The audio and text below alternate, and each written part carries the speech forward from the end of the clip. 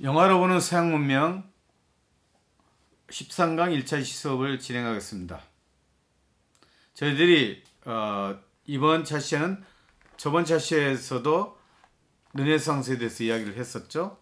계속해서 르네상스에 대해서 이야기를 진행할까 합니다. 르네상스의 대표적인 화가는 보티첼리라고 이야기를 했었죠.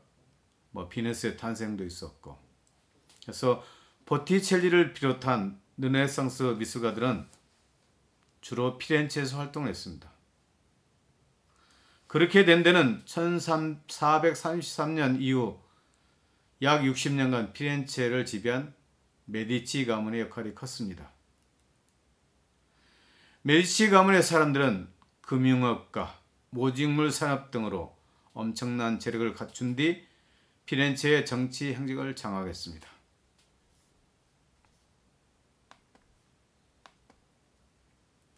그런데 경제적으로 풍요롭기 때문에 이탈리아에서 르네상스가 꼽힐 수 있다는 것을 이야기를 하고 있죠. 그래서 메디치가가 금융과 모직 등으로 엄청난 재력을 갖추면서 예술가들을 후원했죠. 그렇기 때문에 이런 르네상스 시대 때 예술가의 어떤 위치가 향상되었다 보시면 되겠죠.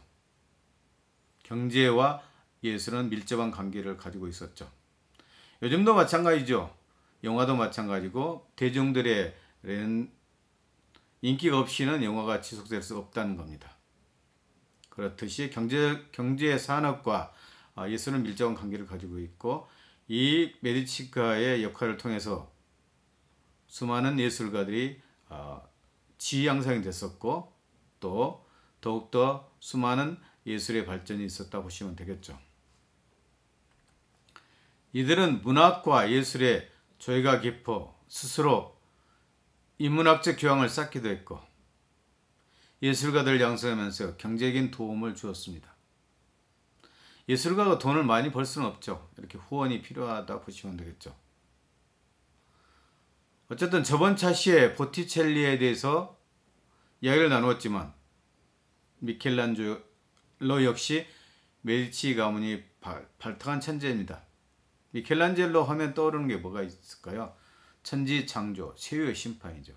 시스티인 성당을 가득 메운 어떤 천지창조의 그림은 지금도 역사의 유물로 남아있죠.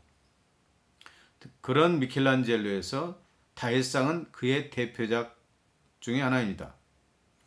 레오나르도 다빈치가 어떤 회화작품으로 정말 르네상스를 이끌었다 하면, 미켈란젤로는 어떻든 조각상으로서 이렇게 르네상스를 이끌었다고 보시면 되겠죠. 그렇지만 미켈란젤로는 천지창조라는 엄청난 그림을 그렸었죠. 그래서 시스틴 성당을 가득 메꾸고 있다는 것을 생각해 보십시오. 피렌체 시의회의 주문을 받고 작업에 착수했습니다.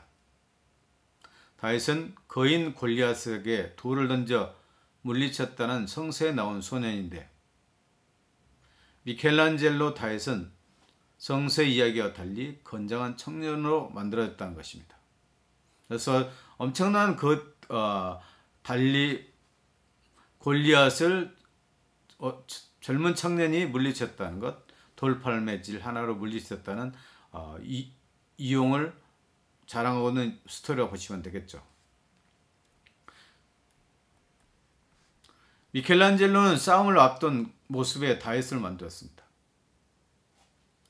피렌체의 자유를 이어가는 자, 그 누구도 용납하지 않겠다는 결전의 자세를 취하고 있는 것입니다. 5m가 넘는 근육질의 이 조각은 피렌체의 자유를 지키는 상징이 되었습니다. 조각에서는 미켈란젤로, 그림에서는 레오나르도 다빈치가 단연 으뜸으로 꼽히고 있습니다. 미켈란젤로는 강인한 모습, 신이 창조한 인간의 완벽한 아름다움을 표현한 데 반해, 레오나르도는 자연을 있는 그대로 관찰하고 원근법 등을 이용해 과학적으로 접근하면서 대상을 부드럽게 표현했습니다. 레오나르도 다빈치는 그의 대표작은 모나리자이죠. 그림 속 여인의 신비한 미소는 웃을 때 근육이 어떻게 움직이는지 깊이 연구한 결과 탄생했습니다. 그리고 여인의 배경으로는 원근법에 따라 길, 계곡 등이 아련하게 표현되어 있습니다. 이탈리아 밖에서도 시대의 변화의 초짐은 서서히 나타나고 있었습니다. 16세기 무렵에는 유럽 전역으로 르네상스가 퍼져나갔습니다. 북유럽의 인문학자들은 고전을 연구한 가운데 교회의 모순과 사회 문제에 눈을 떴습니다. 성직자들이 타락하고 교회가 돈을 모으는 데 혈안이 돼서 교회의 계획이 가장 문제에 떠올랐습니다. 에라스무스 우신예찬이 이러한 시대적 배경하에서 쓰여졌습니다. 우신예찬에서 어리석음은 인생을 현명한 통찰로만 대체한다면 즐거움이 사라질 것이라 하면서 어리석음이야말로 진정한 지혜 문제로 떠올랐습니다. 에라스무스의 우신예찬은 이러한 시대적 배경하에서 쓰여졌습니다.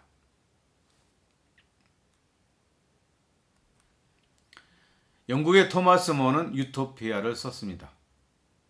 그 작품에서 그는 양을 기르는 땅이 늘어나면서 농민들이 쫓겨나는 사현실을 비판하고 사람들이 재산을 공유하면서 공평하게 일하는 이상적 사회를 그렸습니다. 스페인의 세르반테스는 돈키호테에서 죄송합니다. 허울뿐인 중세의 기사들을 풍자했습니다. 영국에서 셰익스피어는 햄릿을 비롯한 명작을 남겼습니다. 셰익스피어는 어쨌든 리왕의 이야기, 로미오와 줄리엣, 오델로 맥베드 같은 정말 명작을 남기면서 연극사에서 엄청난 획을 그었다 보시면 되겠죠. 영국의 문호는 셰익스피어죠. 독일의 문호는 괴테고, 프랑스 문호는 빅톨 휴거라고도 하고 있죠. 여러분들이 한번 그런 사람들에서 깊이 생각해 봤으면 좋겠습니다. 르네상스는 과거를 살려내면서 새로운 문화를 창조했다는 관점에서 보면 르네상스는 근대의 봄입니다. 르네상스는 특별한 사람 몇몇이 만들어낸 것이 아닙니다. 비잔티움 제국의 원락으로 인해 고전 연구가 활성화한 데 힘이 입었고 레오나르도 다빈치가 응용할 만큼 해부학, 수학 등 학문도 발달해 있었습니다. 고전 연구에서 시작된 르네상스는 인간과 인간을 둘러싼 모든 것에 대해 정확히 알려진 지적 탐구심, 사회 문제에 대한 사색과 비판으로 발전했습니다. 르네상스 저들이 이야기를 했었죠. 르네상스는 인간 중심주의, 인본주의라고 했었고 또 인문주의라고 했었죠. 그러면서 예술과 이렇게 비평이 함께 성행했다 보시면 되겠죠.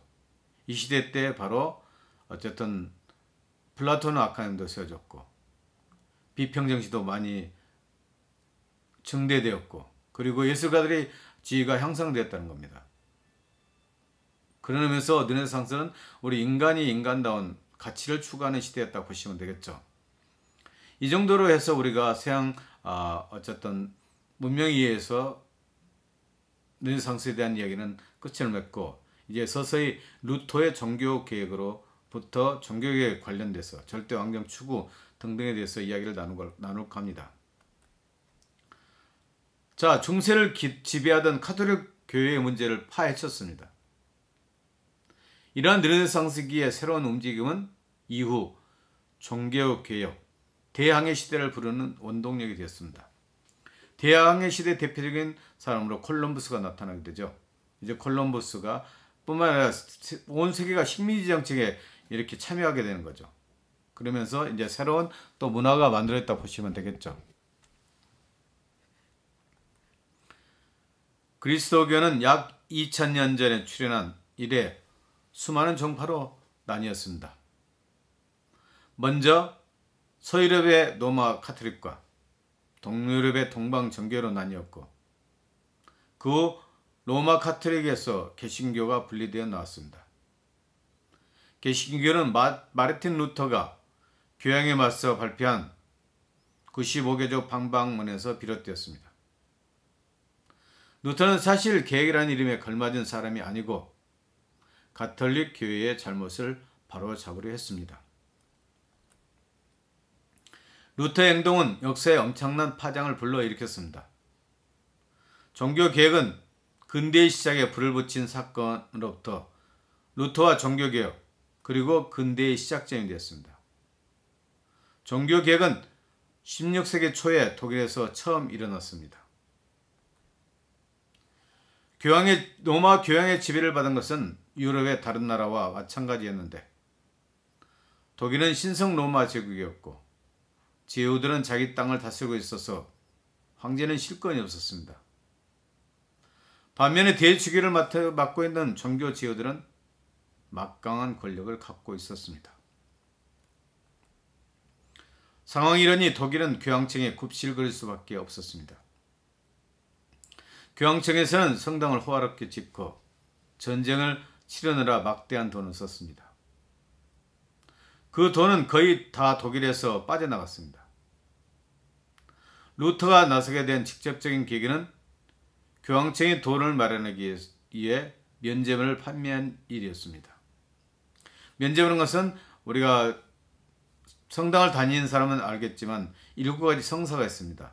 첫째, 태어날 때 하는 것은 세례성사라고 하고 있죠. 그 다음에는 어린이에게서는 견진성사가 있습니다. 그 다음에는 고백성사가 있습니다. 이 고백성사와 면제부와 밀접한 관련이 있습니다. 고백성사는 우리 인간이 죄를 지었기 때문에 신부님께 고백을 하면 그 죄가 사해진다는 이야기입니다.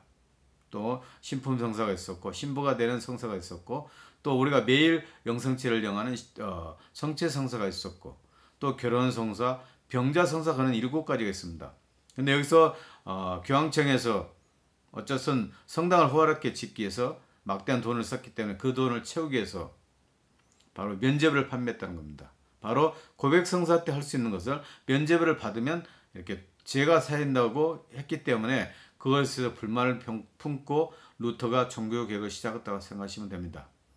그래서 종교개혁의 시작은 바로 면제부 판매에 있었다 보시면 되겠죠.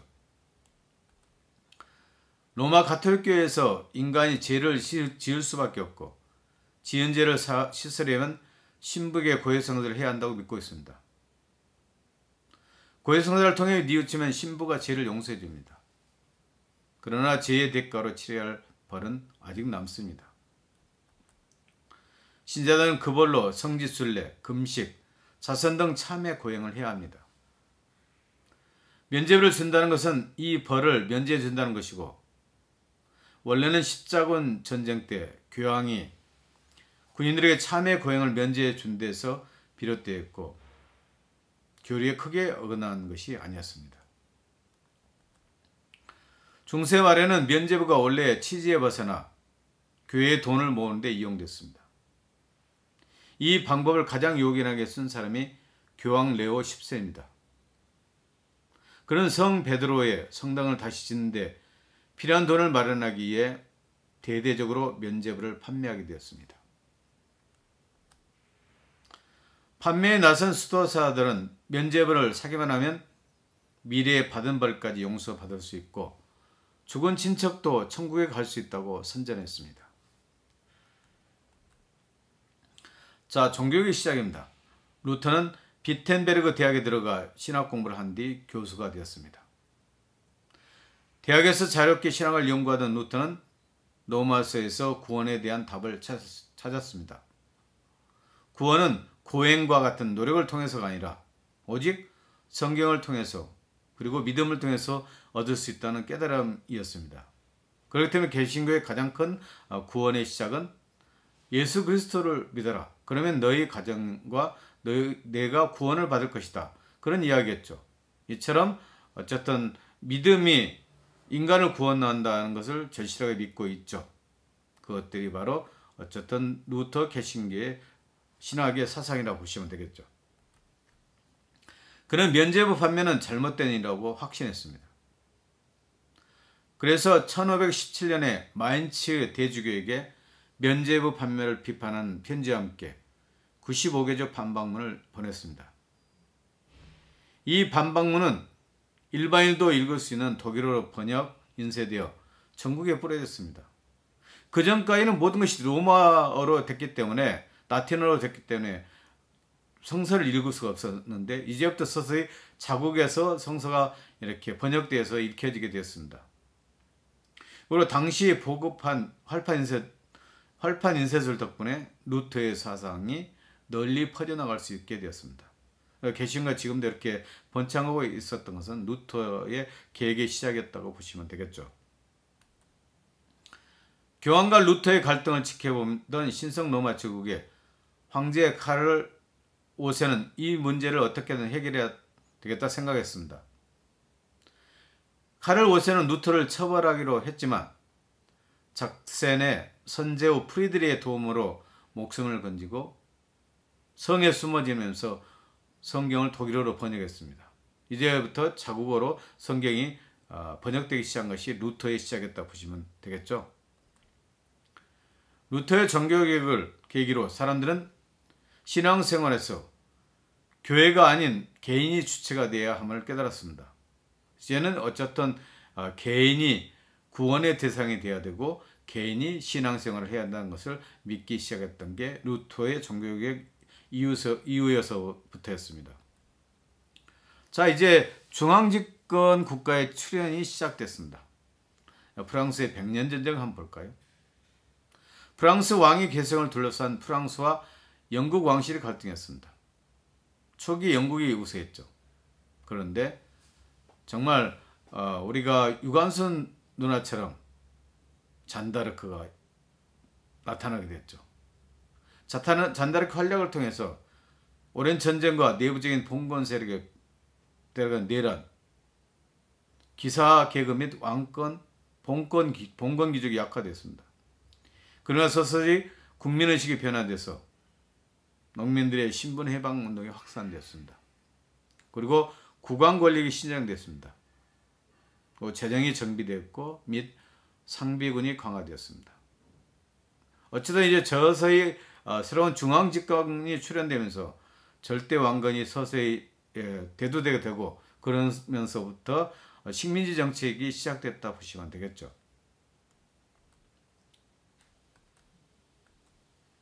백년 전쟁은 1337년부터 1453년까지 일어난 겁니다. 이 백년 전쟁에서 패전국 영국군은 갈 곳을 잃고 이런 패전병을 모은 귀족들이 권력을 서서히 잡기 시작합니다. 그러면서 왕의 권한이 추락하기도 했었죠. 백년 전쟁이 무엇 때문에 일어났을까요? 백년 전쟁은 프랑스의 왕위 계승권을 둘러싼 영국과의 대립을 시작으로 하여 가스코니와 플랑드르 지방 영유 문제 등의 복합적인 원인이 작용하여 발생했습니다. 항상 전쟁은 어떤 게 결부되어 있다고 했죠? 바로 식민지 정책의 대표적인 것은 경제적 원인이 있었죠. 돈을 벌고 지금 수많은 불안한 인구들을 어디로 보낼 데가 없겠죠. 그렇기 때문에 이런 식민지 정책이 일어났다고 보시면 되겠죠.